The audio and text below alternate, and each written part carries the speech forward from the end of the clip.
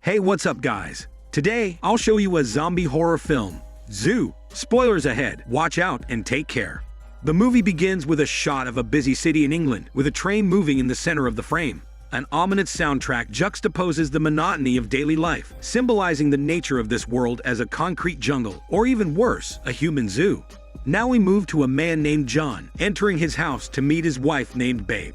John wants to ask Babe about how her day at work was, but she doesn't really respond to him because this marriage looks like it isn't working out. Now the couple watches the news talking about an unknown zombie virus, which is taking over the world like COVID-19.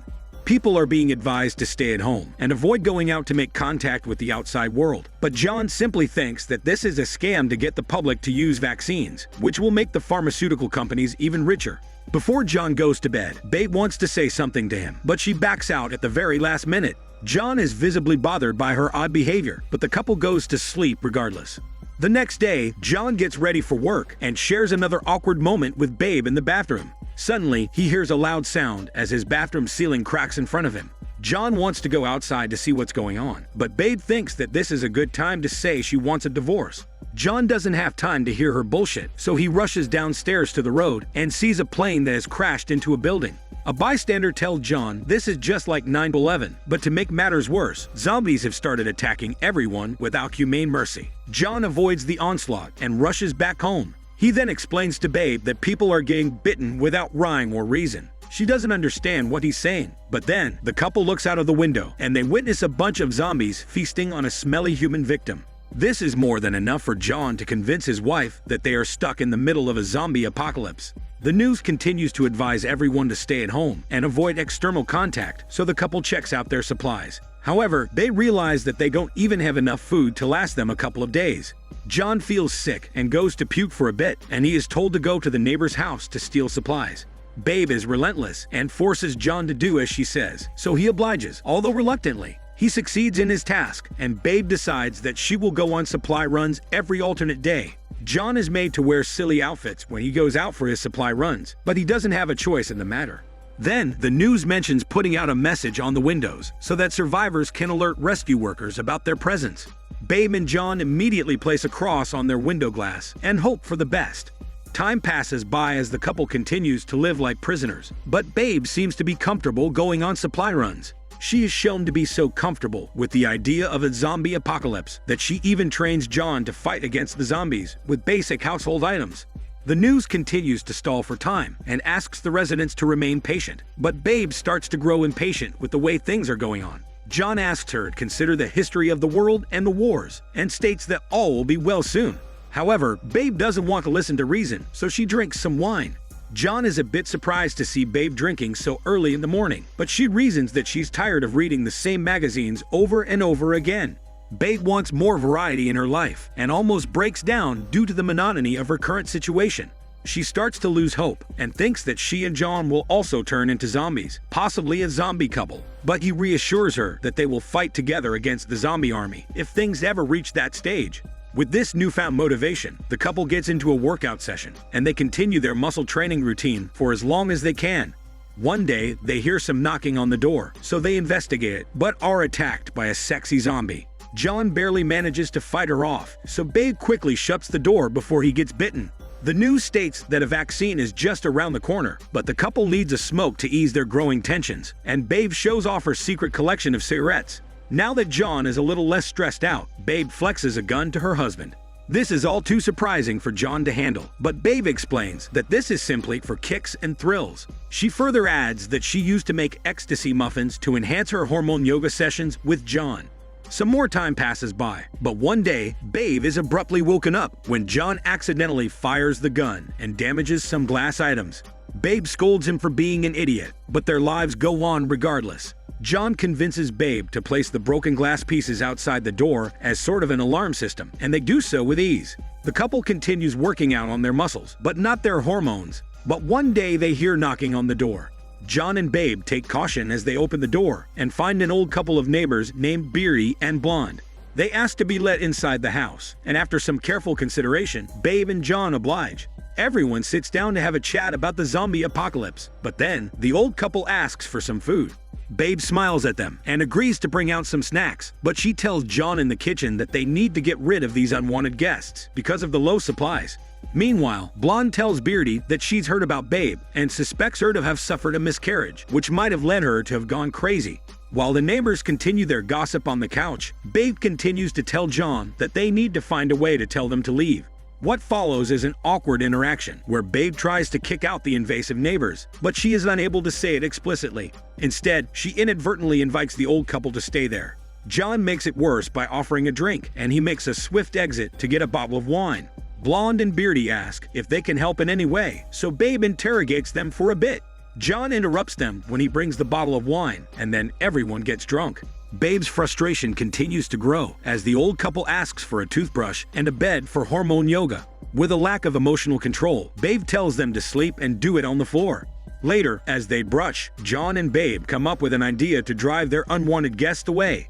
They engage in some hormone yoga and make a lot of annoying noises to disturb the old couple, thinking that they are too old for passionate love. But Blonde turns the tables by doing a fake smelly workout with Beardy. John spices it up by spanking Babe, but Blonde is shown to be a pro-hormone expert as well, who begins to plow her husband's grassy farmland and sexy beard. The next day, Babe wants to use the bathroom, but Blonde acts like a jerk and makes her wait for a bit before getting out. After breakfast, Babe tells the old couple to start contributing in the house. She makes them wash the dishes and sort the stinky socks. It makes Blonde upset, even though this isn't her house. Babe tells her to sort the socks with Beardy once she's done with the dishes, so Blonde tells her husband that they need to do something about the couple. Beardy says they could just leave the house because they're the intruders, but Blonde doesn't want to listen to reason. She wants to steal the house from Babe and John, so Beardy suggests attacking them when they're asleep like piggies. The neighbors then see Babe dozing off with John, so they look at a knife and think of the unspeakable. However, Babe wakes up and makes them nervous with her tone. The old couple offers to make some cookies, but gets invited to watch a Daniel CC horror movie instead. Babe switches on a lengthy and boring movie, after which she also plots with John to get rid of their unwelcome guests. They bake some cookies and offer them to the old couple, but we learn that these cookies have been spiked with drugs. When John and Babe go back to the neighbors, they notice that they're adversely reacting to the drugs. After a tense sequence, both Beardy and Blonde die in front of them. After a brief moment of panic, Babe and John decide to take the bodies back to their original home. However, John hears a sound and checks up on the victims. It turns out that the old couple has become zombies, so Babe immediately shoots them down with her gun. Realizing that everyone might be inherently infected with the zombie virus, John and Babe quickly get rid of their bodies in fear of the zombie attacks. The next day, Babe dresses up for John and makes him take a performance pill. The couple enjoys their private but smelly time before they take a bath together. There, Babe gets emotional and talks about adopting a child. She also explains that while she still loves John, it's not like how it used to be when they first got married. John decides to spice things up and convinces Babe that they should go on a date. The couple engages in some roleplay as John makes an introduction and talks about his past with Babe. He even states how they had lost their child and how it affected their marriage. After he makes Babe nostalgic, John watches a Daniel CC movie with her. With everything set for a private but smelly night, the couple is set to fall in love again. However, they hear the door knocking, and Babe asks who it is. The voice says that it's the rescue team, but John tells Babe not to open the door. She doesn't listen to him and opens it regardless. As expected, the rescue team is actually a gang of bullies who break into the house and hold the couple hostage. The evil leader decides to have his way with Babe, while the other bullies take John to the other room. A tense sequence follows as Babe begs for hormone mercy. But then, the evil leader gets distracted when he hears the other bullies struggling against John. Babe takes this chance to stab him with scissors and kill him without mercy. The other bullies rush to the room, but John also arrives and shoots them down with the gun. The couple quickly gets their act together and they drag the bodies away, after which they drink some wine to ease their panic. Suddenly, John and Babe hear some rescue workers calling out to survivors, so they try to alert the rescue team. It's of no use, so they rush outside the house, but find an army of zombies there. A brief struggle follows, but John manages to beat down the zombies, and Babe manages to lock the door. It's too late though, as the rescue workers have left, so the couple decides to take matters into their own hands. They get a good night's sleep, and then equip themselves with battle gear and weapons. Before moving out of the house, Babe gives John a kiss and says that she loves him more than ever. Then, the couple gets into action and fights the zombies outside. However, there are no other survivors in the building, so they have to come back. Also, Babe is shown to have been bitten, and she reveals this to John. He doesn't lose hope and says that he'll keep Babe alive till the government comes out with a vaccine. John gives Babe a bath and some wine, but she is unable to drink it, and her zombie instincts take over while she sleeps.